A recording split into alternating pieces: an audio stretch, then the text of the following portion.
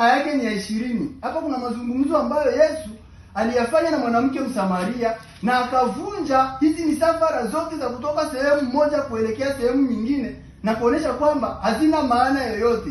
Kufanya hivyo ni kupoteza pesa bure, kwa sababu haina tena maana. Kwa sababu hata unapoangalia ndugu zetu wanapoenda hiji huko Maka na mambo ambayo wanayafanya huko, basi lakini wale ambao ni maskini huwaga hawaendi kwa sababu kipato kyao ni kidogo, na hiyo inaonekana kuwa si kosa. Sasa kama si kosa, ijapokuwa zamani katika Biblia iliamrishwa kwamba kila mwanaume aende bila kujali ana pesa au hana, inambidi ajiandae ili kwenda, asipoenda atalaaniwa. Lakini ndugu zetu wao wanasema kwamba kutoenda kuenda inatokana na uwezo wako kifedha, lakini hiyo tu ikionyesha kwamba imepunguza ukali wake na inaelekea kuwa haina umuhimu sana. Yohana 4 aya yake ni ya 20.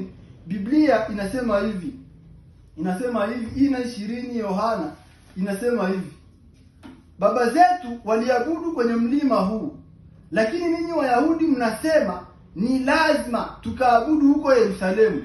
Yesu akamjibu mwanamke, niamini, wakati unakuja ambapo hamtamwabudu Baba katika mlima huu wala huko Yerusalemu.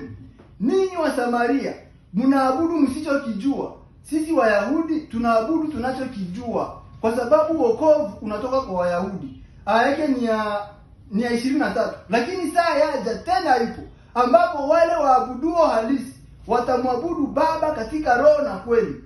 Watu wa namna hii ndio Baba anawatafuta. Mungu ni roho, na watu wamwabuduo ni wapasa kumwabudu katika roho na kweli. Yesu anazungumza na mwanamke Msamaria na kumwambia kwamba, mama, saa inakuja ambapo hamtamwabudu Baba katika mlima huu ama huko Yerusalemu. Anamwambia saa ipo na imefika ambayo waabudu wa kweli watamwabudu Baba katika roho na kweli. Haitawapasa kuenda tena Yerusalemu.